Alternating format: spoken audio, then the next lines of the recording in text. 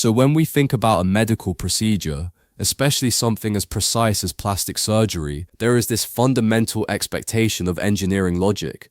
You present a jagged scar or a broken nose, the surgeon applies their tools with geometric precision, the bandages come off, they hold up the mirror, and reality just points back at you and says, well, there it is, the defect is gone. It is an incredibly comforting idea. We are so conditioned to trust physical reality. We want our problems to be visible, categorical, and mechanically correctable. The underlying assumption is that human happiness, human confidence, is directly tethered to those external variables, but then you step into the consulting room of a world-class 1950s plastic surgeon named Dr. Maxwell Maltz, and that comforting, logical idea just shatters, because Maltz was operating at the absolute peak of his field. His physical surgeries were flawless, truly state-of-the-art for the time. He was rebuilding shattered faces, removing horrific traumatic scars, granting his patients the exact millimeter-perfect physical corrections they had been begging for, but they were not happy. Rather than celebrating, a significant portion of his patients kept returning to his office. They would sit down and just weep. Imagine being the surgeon in that room. These people were looking at a physically perfect reflection and telling him, with complete sincerity, that they still felt entirely broken.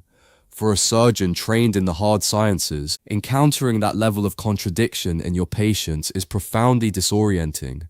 He was wielding a scalpel to fix human tissue, but he realized, with terrifying clarity, that the tissue was not the actual problem. The real patient was entirely invisible to his instruments. And that realization, that is the epicenter of everything we are unpacking today.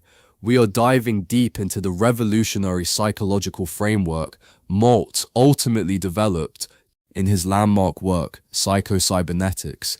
And if you are listening to this right now, whether you are trying to figure out why you keep hitting a ceiling in your career, or why your relationships follow the exact same frustrating patterns, or why achieving your goals never seems to bring the relief you expected, this episode is directly for you.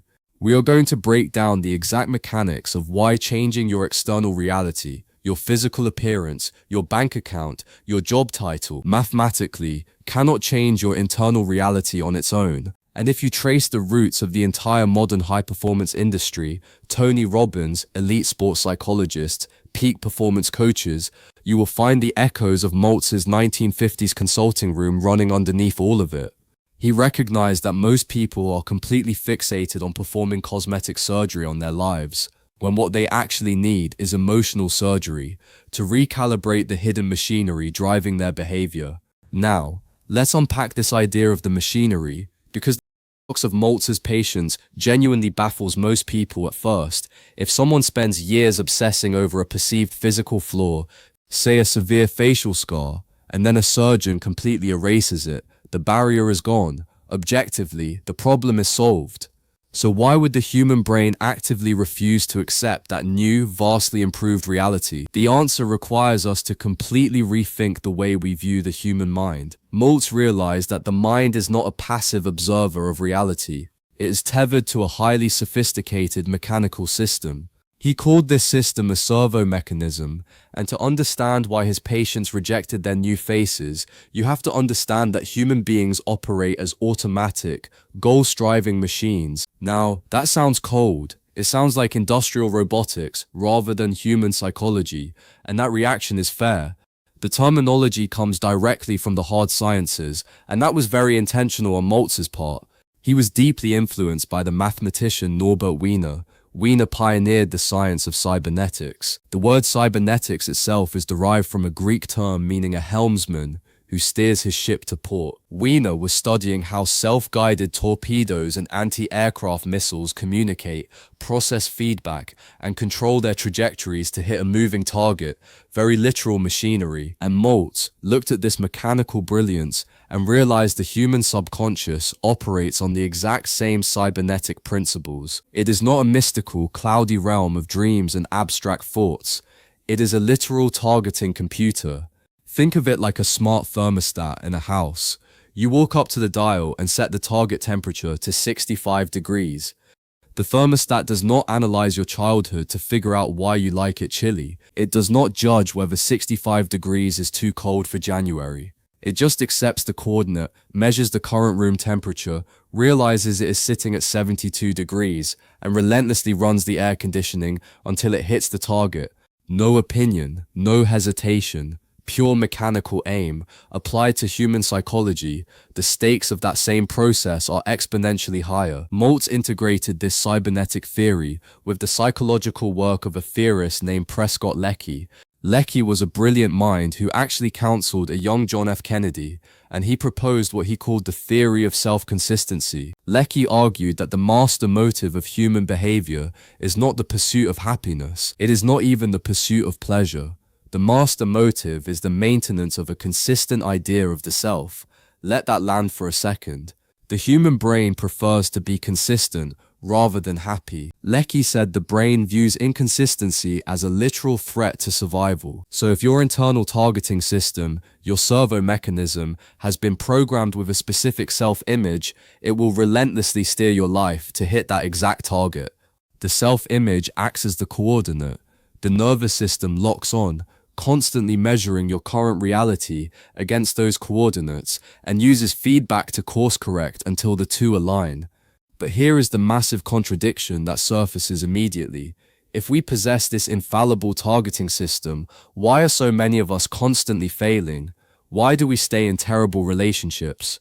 Why do we bomb interviews we are fully qualified for? Why do we chronically procrastinate on the things that matter most to us? If the missile is so precise, why does it keep hitting the dirt? Because an infallible missile will always hit the target you programmed it to hit. Even if you accidentally typed in the coordinates of your own base, the machine did not fail. The coordinates were the problem. And this is exactly what Maltz discovered about his weeping patients. Their physical faces had changed, but their internal coordinates were still locked onto something he called the phantom self. Now, that term borrows directly from the concept of a phantom limb in amputees. Neurologically, when a person loses an arm, the physical appendage is gone, but the brain's sensory cortex still holds a complete, highly detailed map of that arm, so they still feel it. They will feel the missing fingers itch. They will feel phantom pain. They are experiencing a neurological reality that completely contradicts physical reality. Maltz saw that his surgery patients suffered from the psychological equivalent. They had lived for decades with a specific flawed identity, so when the physical flaw was removed, the neurological map of that identity, the phantom self, did not magically update. They were staring into a mirror, light bouncing off a perfectly straight, unscarred nose into their eyes, but their brain was projecting a phantom of the old face directly over it. And this is the most important shift you can make when you start examining your own life. Because when you attempt to change your circumstances, when you finally land the high-paying job, or you lose 50 pounds, or you enter a healthy relationship, and your brain immediately fills with anxiety, with imposter syndrome, with the urge to self-sabotage, that is not a sign that you are broken. It is a sign of your nervous system's fierce loyalty. Loyalty to the phantom self. Your nervous system is defending the old familiar map against incoming evidence. It filters out positive feedback. It generates crippling anxiety.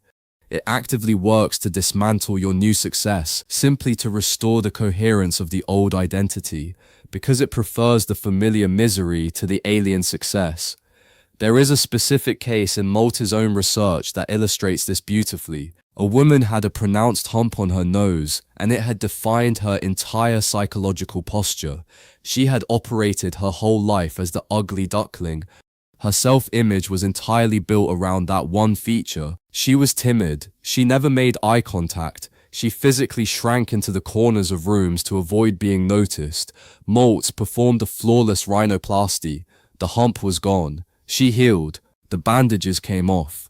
And objectively, she was beautiful, but her behavior remained completely frozen in time. She still walked with her head down. She still could not maintain eye contact. She still acted like an outcast. Her internal coordinates had not moved an inch. It is like buying a brand new top-of-the-line graphics card for a computer, physically installing the new hardware, but refusing to update the operating system. The new hardware is just forced to run the obsolete code, and that code is dictating every single action the machine takes. Here is the reality for you listening right now. You do not need to have undergone plastic surgery to be living this exact experience, because most people walking around today are operating from an outdated phantom identity that no longer matches their actual capabilities. The self-image was built at a time when they had no say in the matter, and it has been running the show ever since. So how are these phantom identities constructed in the first place? We certainly are not born with them. An infant has no concept of being bad at numbers, or unlovable, or not the kind of person who finishes things. The self-image is entirely manufactured. It is built brick by brick from external inputs, from the careless words of parents, from the harsh comparisons of grade school peers, from specific, highly charged childhood moments that felt monumental at the time. A child absorbs these external inputs and slowly drafts a mental blueprint of the sort of person I am. And because of Lecky's self-consistency theory, once an idea is cemented into that blueprint, it is treated by the nervous system as absolute, non-negotiable truth. It ceases to be an opinion someone else had about you. It becomes a structural pillar of your psychological reality. And once it is hardwired in, the servo mechanism takes over completely, takes the wheel, and it will steer your entire life toward confirming what that pillar says about you. Think about what that means for your daily interactions. Human society is essentially a massive, chaotic collision of outdated phantom identities. When that middle school teacher humiliated you, or that first boss told you that you lacked leadership potential, they were not delivering objective truth. They were reacting out of the defenses of their own unexamined phantom selves. They were running their own faulty software, but we take their subjective, flawed projections and hardwire them into our own targeting computers as permanent coordinates. And once those coordinates are locked in, the servo mechanism does exactly what it was built to do. Let's look at a classic example Maltz returns to throughout the book, the student who always fails. This is a person who has internalized the belief that they are fundamentally, inherently bad at mathematics. That is their phantom self. That is the coordinate. So let's say this student studies hard one week, gets a great tutor, sits down and accidentally scores an A on a calculus exam. Consciously, they should be thrilled, but what happens neurologically? Alarms start blaring. The servo mechanism registers a massive error. The feedback coming in, an A grade, completely contradicts the programmed coordinates of I am bad at math. The system views this not as a success, but as an existential threat to its own coherence. And so it initiates what we can call the snapback effect, like a stretched rubber band violently returning to its resting state. To restore consistency, the servo mechanism will forcefully orchestrate a failure on the next test. It will literally alter your physiology to make sure it happens. The night before the next exam, it will generate overwhelming fatigue so you fall asleep instead of studying. Or during the test itself, it will spike your cortisol, inducing a panic state that shuts down the executive function of your prefrontal cortex, making you completely unable to access the formulas you memorized. You bomb the test, and then the conscious mind looks at the F on the paper, exhales with relief, and says, "See, I knew I was just bad at math." The cognitive dissonance is resolved. The system is comfortable again. The targeting mechanism successfully hit its bunker. It course-corrected you away from the anomaly of success and back into the familiar territory of failure. It did its job perfectly, and this explains so much about self-sabotage. If you have ever started a new diet, lost 10 pounds, felt genuinely amazing, and then inexplicably found yourself eating an entire carton of ice cream at midnight, you did not lack willpower. Your servo mechanism was simply dragging you back to the phantom identity it was programmed to protect. Now this raises a very dark question. If this machine is completely ruthless in destroying our happiness just to maintain consistency, does it have any moral compass at all? Does it know what is actually good for us? The answer, according to the core principles of cybernetics, is no. The mechanism is entirely devoid of judgment. It does not possess a conscience. It does not evaluate whether the target coordinates are healthy, destructive, or self-defeating. It just steers the ship to the port it was given. If you program in coordinates that lead straight into a hurricane, The helmsman does not tap you on the shoulder and suggest a better route, he just steers. And this is where the concept of worry becomes something far more sinister than most people realize. Maltz did not view worry as a passive state of anxiety. He viewed it as a highly active, focused practice of setting negative goals. When you lie awake at 2 in the morning, vividly imagining a presentation going horribly wrong, picturing the audience losing interest, feeling the sweat on your palms, hearing your own voice crack, you are not just feeling anxious, you are programming highly detailed negative coordinates into the servo mechanism. The machine accepts that data and begins adjusting your nervous system to ensure that exact outcome occurs. Think of it this way. Your subconscious mind is like a cab driver in a massive, sprawling city. You slide into the back seat and say, "Take me to the worst neighborhood in town. I want to have a miserable evening." The driver does not argue. He does not turn around and suggest somewhere better. He just clicks the meter and says, "You got it. One miserable evening, coming right up," and he drives you straight there. The cab driver is completely compliant. He goes exactly where you tell him to go. And the way the destination gets set operates through a very specific loop. It begins with beliefs. Your core beliefs dictate your recurring thoughts. Those thoughts trigger specific physiological feelings. Those feelings then drive your conscious decisions. Your decisions manifest as actions in the real world, and your actions generate tangible results.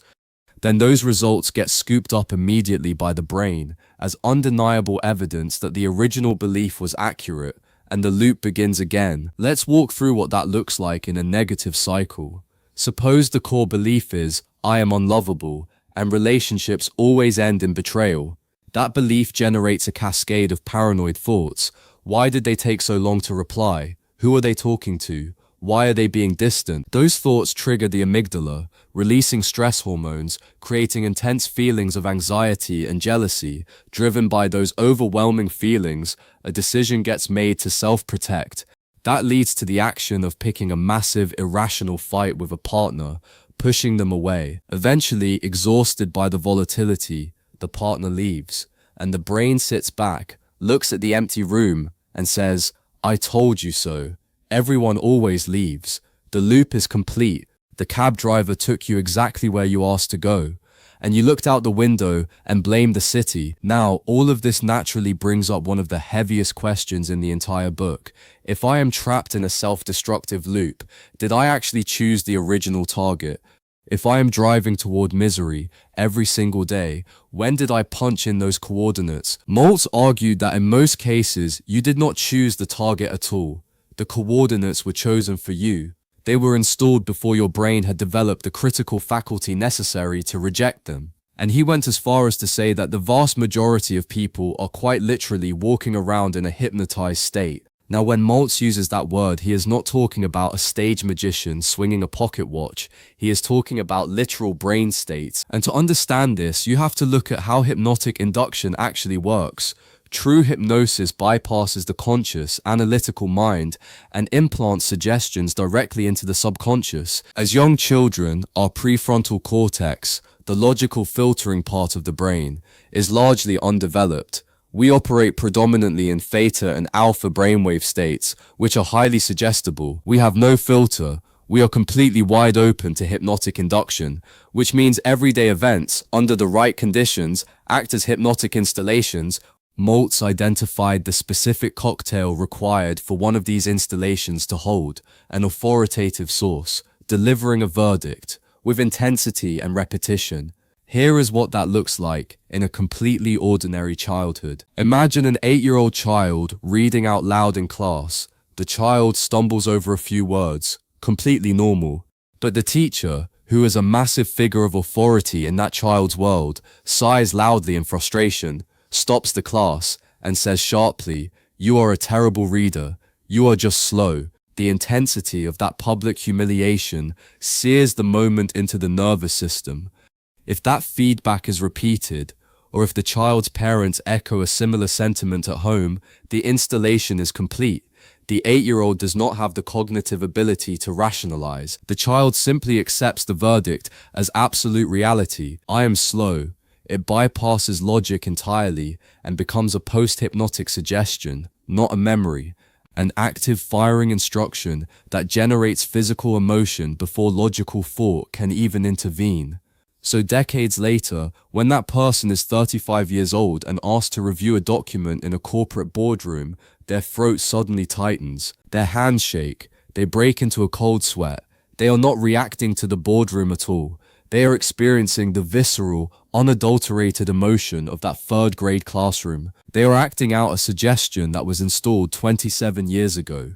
That is the tragedy of the phantom self. But here is where Maltz makes a turn that changes everything. Because if hypnotic suggestions can be installed, they can also be overwritten. And there is a real-world case from Maltz's own research that proves exactly how powerful that overwriting process can be. The Royal Knights of Harlem. The Royal Knights were a group of young street kids in Spanish Harlem. In terms of environmental programming, they were receiving some of the worst hypnotic installations imaginable. Society, the police, the media, and their own peers viewed them as delinquents.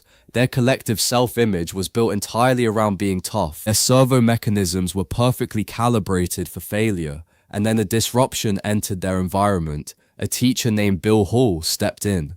And Hall looked at these teenagers and refused to accept their phantom selves. He did not see street thugs. He saw untapped intellectual potential. He introduced them to the game of chess.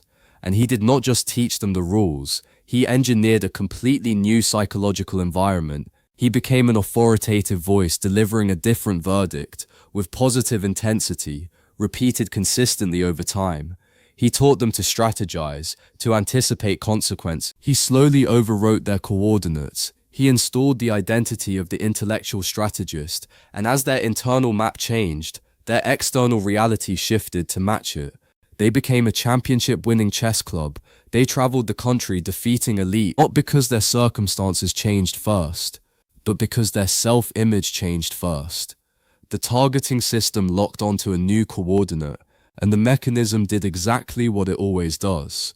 It steered them straight to the target.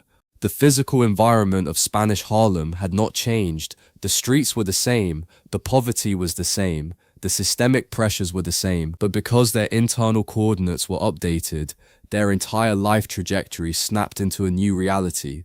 Many of them went on to highly successful academic and professional careers. It is proof that the coordinates can be rewritten. But here is the question that matters most right now. Bill Hall was an external force who stepped into those kids' lives and changed everything. What if you are sitting here and you realize you are running a terrible hypnotic program? You were told you were lazy or uncreative or bad with money. How do you become your own Bill Hall? How do you snap your fingers and wake yourself up? Because modern self-help has a very clean answer to that question. Stand in front of your bathroom mirror every morning and shout positive affirmations. I am a millionaire. I am confident. I am unstoppable. And that brings us to the most frustrating roadblock in all of personal development.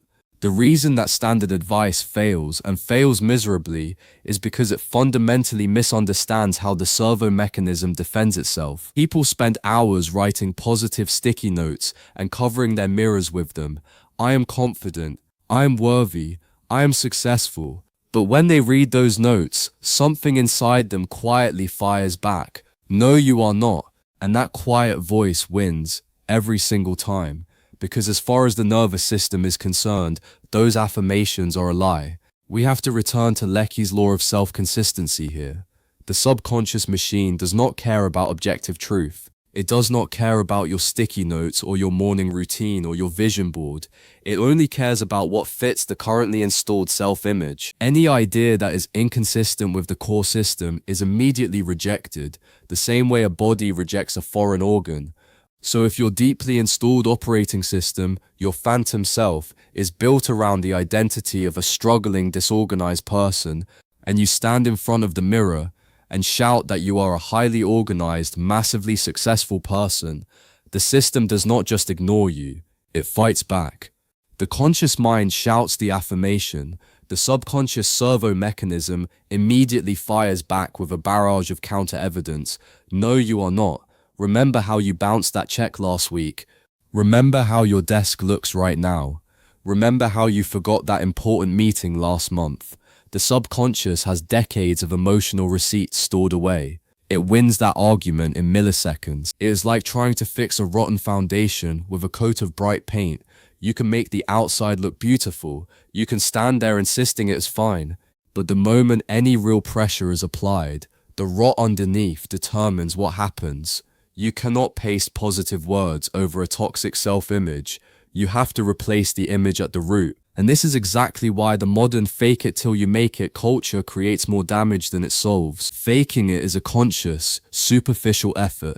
It forces your conscious mind into a grinding daily wrestling match with your subconscious servo mechanism. And since the subconscious processes millions of bits of information per second, while the conscious mind processes roughly 40, the subconscious will win that wrestling match every single time. Fake it till you make it does not build confidence. It builds exhaustion. It creates massive internal conflict because you're constantly at war with your own machinery. So if forcing positive words creates cognitive dissonance and relying on pure willpower just triggers the snapback effect, how do you actually change anything? The answer is that you have to stop using language as your primary tool. You have to start using the brain's native foundational code. And that code is imagery. The only tool powerful enough to override the hypnotic layer is imagination, but not passive daydreaming, not wishful thinking. Imagination used with surgical, vivid precision. Called this the theater of the mind. And before you dismiss that as manifesting or magical thinking, understand that Maltz rooted this entirely in hard neuroscience. The foundational premise of the theater of the mind is this: the central nervous system at a biological level cannot distinguish between a vividly imagined, highly detailed experience and a real physical experience. Let that land for a moment. The brain cannot tell the difference between a vivid mental movie and objective reality. When you imagine an action with sufficient multisensory detail, when you visualize the lighting, hear the ambient sounds, feel the physical sensation of the space around you, and experience the emotional weight of the moment, the exact same neural pathways fire in your brain as if you were physically performing that action. The brain's architecture responds to the mental imagery as actual lived experience. So if you sit in your living room, close your eyes, and vividly imagine yourself walking onto a stage, feeling the heat of the spotlights on your face, hearing the crowd settling into silence, and delivering a speech with complete composure, your brain literally encodes that session as real-world public speaking experience. You are not daydreaming. You are intentionally building new neural pathways. The brain takes that imagination session and files it directly under memory. And the science completely backs this up. Research out of the University of Colorado Boulder, led by neuroscientist Tor Wager, used functional MRI machines to scan people's brains under two conditions. First, while they were exposed to a real physical threat. Second, while they merely imagined the same threat. The results were extraordinary. At the whole brain level, looking at the visual cortex, the amygdala, the fear processing centers, the scans were virtually indistinguishable. Imagined exposure to a threat altered the brain's fear network just as effectively as real exposure. The research proved that you can unlearn fear and completely rewrite your neural responses through imagination alone. Now Maltz illustrates the theater of the mind with a story that makes the mechanics of this impossible to misunderstand. A businessman was facing a high-stakes negotiation that could make or break his career. Most people in that position spend the weeks leading up to it, pacing the floor, worrying, and vividly imagining everything going wrong, which, as we now know, is simply programming the servo mechanism for failure. But this man used the theater of the mind instead. He went into his living room, closed his eyes, and constructed a detailed mental simulation of his opponent. He built this mental image based on everything he knew about the man, his biography, his aggressive negotiation style, his specific mannerisms, his likely objections. Then he became the writer, the director, and the lead actor in his own mental rehearsal. He spent hours in that chair, arguing with his phantom opponent. He visualized the man throwing out aggressive, destabilizing objections. He practiced feeling his own heart rate rise in response. And then he mentally rehearsed remaining completely calm, breathing deliberately, and delivering a sharp, confident counter-argument. He made the simulation so vivid and so real that he would occasionally catch himself sweating and gripping the armrest of his chair. He ran that simulation over and over until the mental movie reliably ended with a calm, successful outcome, and then he walked into the actual boardroom. The opponent sat down and immediately launched into the exact aggressive tactics the businessman had been rehearsing against for weeks, but there was no cortisol spike, no panic, no freeze response. His nervous system simply accessed its files and said, "We are not in danger. We have already fought this exact battle dozens of times in the living room, and we won every time." The physiological response was calm, grounded confidence. Maltz compared this entire process to shadowboxing. When an elite boxer shadowboxes in the gym, they are not fighting a physical opponent. They are throwing combinations at empty air. To an outside observer, it looks like a performance, but internally, the boxer is building profound muscle memory. They are ingraining the exact neural firing patterns required to slip a jab and throw a counter. And here is the crucial element. Because there is no physical threat in the room, there are no inhibiting factors, no flinching, no fear response. The moves are learned and grooved at their absolute cleanest. So when the actual fight happens and the physical threat is real, the conscious mind does not have time to issue instructions. The servo mechanism takes over spontaneously. The muscle memory fires automatically, based on the flawless mental map built in the safety of the gym. You act successfully without conscious effort. Now the inevitable question is, how long does this actually take? If you commit to the theater of the mind, if you start shadowboxing your fears and rehearsing your new identity in your imagination every single day, how long before the new self-image boots up and takes control? And this leads us to one of the most historically misunderstood concepts in all of self-help, the 21-day rule. Everyone has heard this. It is on motivational posters. It gets repeated in productivity content. It is stated as gospel, and it is fundamentally, historically inaccurate. Maltz is the actual originator of the 21-day concept. He introduced it in this exact book, but he was not talking about behavioral habits at all. Maltz was a plastic surgeon. He was observing the neurological phenomenon of post-operative identity adjustment. He noticed a highly consistent timeline across his patients. When he amputated a limb, the patient would vividly experience the phantom limb, the itching, pain, for approximately 21 days before the neurological map finally dissolved and accepted the new physical reality. Similarly, when he performed major facial reconstructive surgery, it took the patient roughly 21 days of looking in the mirror before they stopped being emotionally shocked by their new reflection, before the new face started to feel like theirs. So the 21 days is not about behavioral repetition. It is the minimum biological time frame required for a new mental image to integrate and feel natural to the nervous system. It is an identity integration period. And understanding that distinction explains why millions of people have failed using the popular version of this idea. They rely on pure willpower to force themselves to go to the gym for 21 days. They grind through it. They hate every minute of it. Because inside their theater of the mind, they still deeply identify as someone who does not exercise. They are changing the outside without changing the inside. Then he misses a day. The habit collapses. They feel like failures. And they quit entirely. And it is all because society took a surgeon's clinical observation about neurological identity mapping and turned it into a bumper sticker about behavioral repetition. The critical point is this. If you force yourself to go to the gym for 21 days using sheer willpower, but inside you still fundamentally identify as a person who hates exercise, the habit will not stick. It mathematically cannot. The self-image has not shifted. Eventually the willpower runs dry, and the servo mechanism executes the snapback effect and drags you straight back to the couch to restore the consistency of the identity it was programmed to protect. Maltz's actual prescription was very different. He said to practice the theater of the mind for 30 minutes a day for a minimum of 21 consecutive days. Spend those 21 days updating the software, not forcing the hardware. Sit in your chair and mentally rehearse the identity of an athlete. Visualize the genuine joy of movement. Feel the sensation of physical strength building.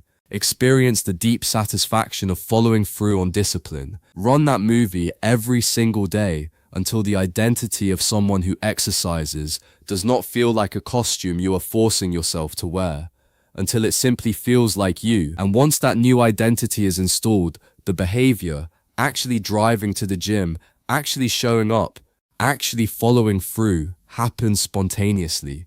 It requires almost no willpower, because it is simply consistent with who you now believe you are.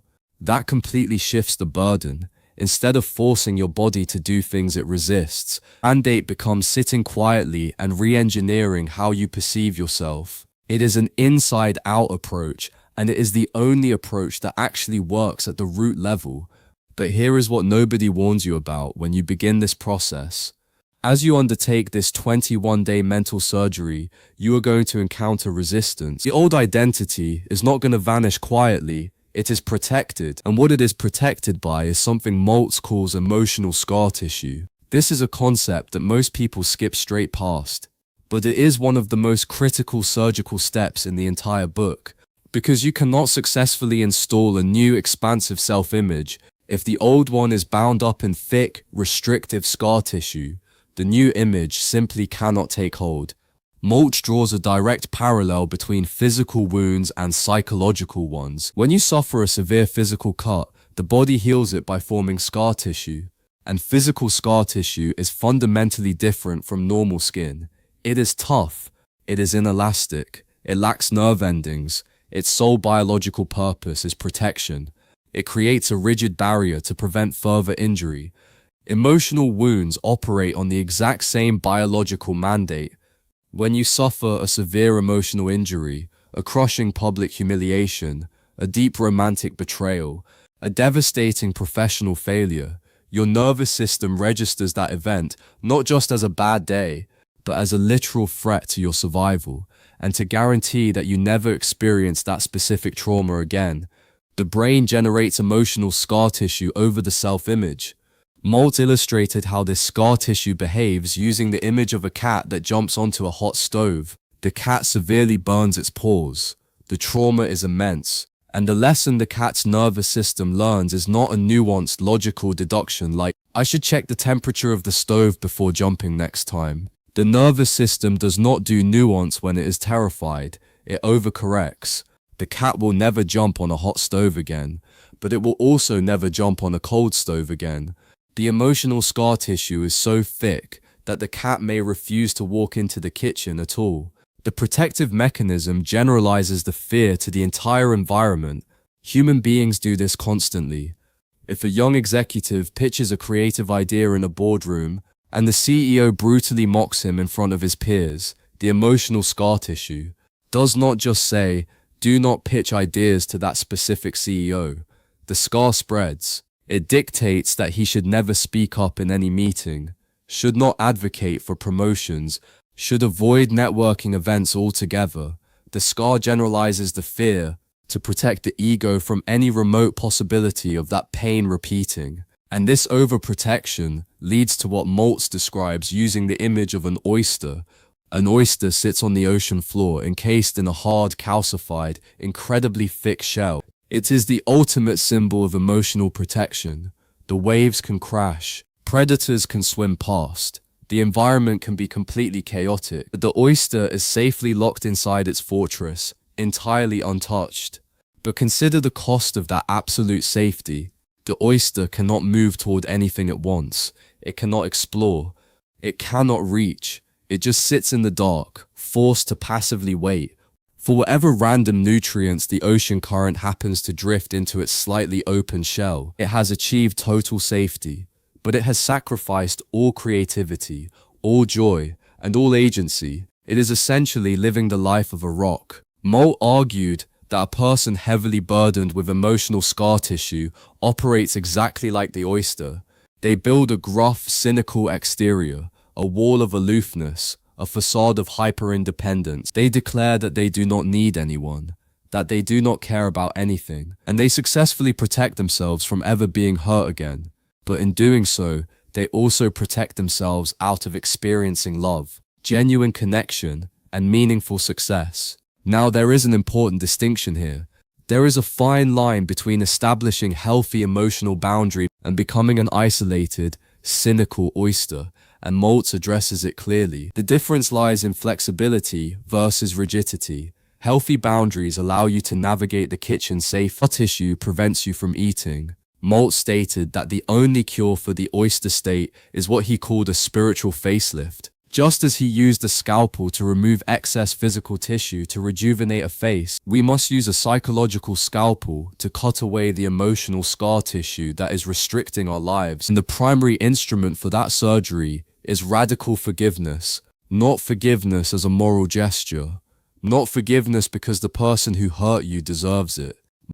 Was not approaching this from a moral high ground. He was approaching it as an engineering necessity for the servo mechanism. If you are harboring deep resentment towards someone who wronged you, you are keeping the emotional wound actively infected. You are forcing your servo mechanism to constantly dedicate processing power to maintaining that anger. The resentment is not punishing the person who hurt you. It is consuming your own bandwidth. It is the scar tissue that limits your mobility. You have to truly and completely release the debt, not for them, for the freedom of your own mechanism. And equally vital is radical self-forgiveness. You must stop identifying with your past errors. This transitions directly into the blueprint Maltz builds for the optimal psychological operating system. He organizes it around an acronym for the word success, and each letter represents a trait that acts as a master gear in a healthy servo mechanism. Sense of direction, understanding, courage, charity, esteem, self-confidence, and self-acceptance. These are not motivational buzzwords. Maltz defines each one with precision, so let's walk through them. Sense of direction goes back to the core principle of the mechanism needing a target. A bicycle only maintains its balance when it is moving forward. Human being only feels psychologically stable when they are actively moving toward a meaningful goal. Remove the goal and the mechanism does not relax, it destabilizes. Understanding is the ability to separate objective fact from subjective opinion. Most of our failures come not from the situations we face, but from misreading them, reacting to a perceived slight that was never actually there, driven entirely by the insecurities layered into our phantom self. Courage does not mean the absence of fear. Maltz is very specific about this. It means the willingness to act on a reasonable probability, rather than waiting for absolute certainty that will never come. Now, charity and esteem are where Maltz becomes genuinely counterintuitive, and this is one of the most overlooked ideas in the entire book. In modern popular psychology, building self-esteem is almost always framed as a solo activity. You focus on yourself, you affirm your own greatness, you hype yourself up in isolation. Maltz takes the exact opposite position. He recognized that human psychology is deeply reciprocal, argues that one of the most powerful hidden mechanisms for building your own self-esteem is genuinely treating other people with charity and respect. Here is why that works at a neurological level. Your self-image is inextricably linked to your fundamental worldview about human value. If you treat other people as pawns, as obstacles, or as fundamentally beneath you, you are constantly signaling a specific rule to your subconscious. Human beings only have conditional, transactional value. And because your subconscious knows that you are also a human being, it applies that exact same rule to you. Your own value must constantly be proven, constantly defended, constantly transacted. You can never simply rest in it. But if you practice treating every person, the executive and the cleaner, as possessing inherent unshakable dignity, your subconscious absorbs a completely different rule. Human beings have inherent unconditional value. By extending genuine charity and esteem to others, you automatically elevate the baseline of your own self-worth. You prove to your own nervous system that value does not need to be earned, it simply exists. And that realization leads directly into the final and perhaps most important trait in the entire framework, self-acceptance. Maltz draws a very sharp line here between making a mistake and being a mistake, and this distinction is the ultimate firewall against the failure mechanism. He uses the image of a typewriter to make this concrete. If you are typing a letter and your finger slips and hits the wrong key, producing a spelling error, you do not react with existential despair. You do not pick up the typewriter, throw it against the wall, and declare that the machine is fundamentally worthless. You simply recognize that the machine is perfectly functional. The operational output in that specific fraction of a second was flawed because you hit the wrong key. You use the error as feedback. You adjust your fingers and you keep typing, but we never grant ourselves that same mechanical grace. When we hit the wrong key in life, when we bomb a presentation, lose our temper with someone we love, or break a streak we were proud of, we do not say the operational output was flawed in that moment. We immediately fuse the action to our identity. We say, I am a failure, I am a bad parent, I am someone who always gives up. And when you tell your servo mechanism, I am a failure, the machine accepts those coordinates without question and begins actively steering you toward more failure. True self-acceptance means deeply understanding that your actual self is inherently valuable, complete, and capable. Your expressed self, your day-to-day behavioral output, will always be imperfect, clumsy, and subject to error. That is not a defect. That is the nature of any operating system running in a complex environment. You must learn to use negative feedback the way a guided missile uses wind resistance, not to condemn the missile and detonate it mid-flight, but to gently adjust the fins and correct the course. Now all of this points toward a question that sits at the very center of the book, a question that Maltz answers directly, and that almost every summary glosses over entirely. We understand the servo mechanism. We are removing the emotional scar tissue. We are installing the success traits. We are steering with precision. But where is the port? What is the final destination we are actually trying to reach? Maltz does not leave this ambiguous. He states explicitly that the ultimate target, the only target the human nervous system truly desires at its deepest level, is peace of mind. This is where Psycho-Cybernetics radically diverges from the toxic elements of modern hustle culture that it accidentally helped to inspire. This book is not a manual for grinding 80 hours a week to accumulate massive wealth. It is not about securing elite social status. It is not about the exhausting pursuit of proving your worth to people who doubted you. In fact, Maltz makes a point that should stop every high achiever cold. If your primary motivation is proving the people who doubted you wrong, you are still allowing those people to program your servo mechanism. You are just reacting to their hypnotic suggestion in reverse. You are not free. You are a rebel still chained to someone else's coordinates.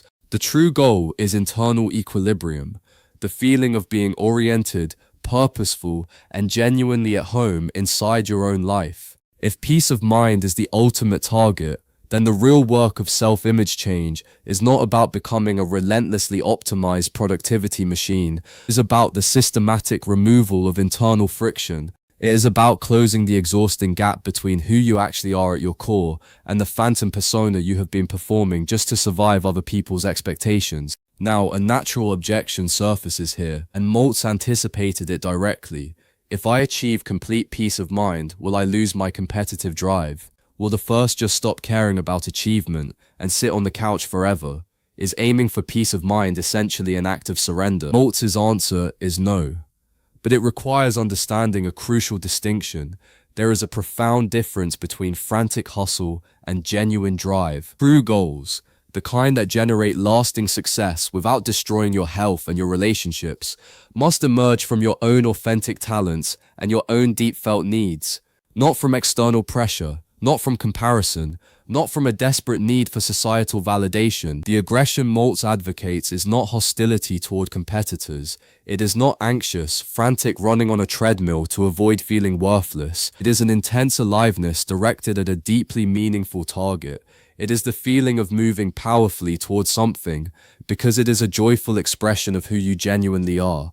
That is a life-changing distinction, and it brings us to the final and most profound realization of Maltz's entire body of work. Psycho-Cybernetics is not, at its core, a system of self-improvement. It is a system of self-retrieval.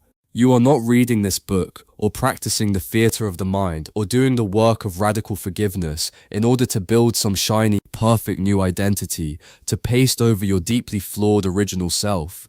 You are doing the surgical work to clear away the phantom self that was never actually yours to begin with. You are systematically returning to the unhypnotized, uninhibited state you possessed before the world started installing its programs into you. Maltz held a fundamental belief about human nature that ran through everything he wrote.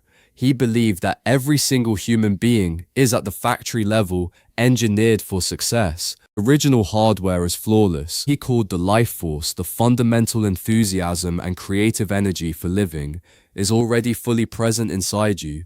It is not something you need to acquire from a seminar or a course or a book. It is simply waiting to be uninhibited. He observed that a dynamic, fully expressed personality is locked inside every person. Consider a healthy toddler. They possess zero inhibition. They express their joy, their curiosity, and their needs with absolute unapologetic fullness. All the hesitation, all the crippling fear of what other people think, all the imposter syndrome and self-sabotage, none of it is native to the human operating system. It is all artificial. It is all programmed by the environment. It's like the story told about Michelangelo and the statue of David. When asked how he carved it, he supposedly said that David was already perfectly formed inside the block of marble. The art was not in adding clay or building something from scratch. The art was simply taking a chisel and systematically removing everything that was not David. The masterpiece was always waiting in the stone. That is the exact essence of Psycho-Cybernetics. Maltz eventually put down his physical scalpel because he realized that the physical face was never the core problem. The human masterpiece was always there, perfect and intact, simply trapped under decades of hypnotic suggestions, negative feedback loops, and thick layers of emotional scar tissue. So let's pull all of this together. We started by dismantling the myth of the conscious mind, realizing that the brain operates as a cybernetic servo mechanism, a targeting system that flawlessly and blindly follows whatever coordinates it has been fed. We identified that for most of us, those coordinates are locked onto a phantom self, an outdated, largely negative map of who we are, installed during our highly suggestible childhood years by authoritative figures and locked into place by intense emotion and repetition. We realized we have been walking around hypnotized by the careless opinions of others, and we learned the hard neurological truth that you cannot shout positive affirmations at a mirror and fix this, because the system's primary directive is self-consistency. It will reject any input that does not fit the existing map. Instead, you have to bypass the conscious mind entirely and use the theater of the mind. You have to shadow box your challenges in vivid imagination, building real neural pathways without the interference of fear for a minimum of 21 consecutive days until the new self-image integrates and begins to feel like home. And you have to do this while acting as your own emotional surgeon.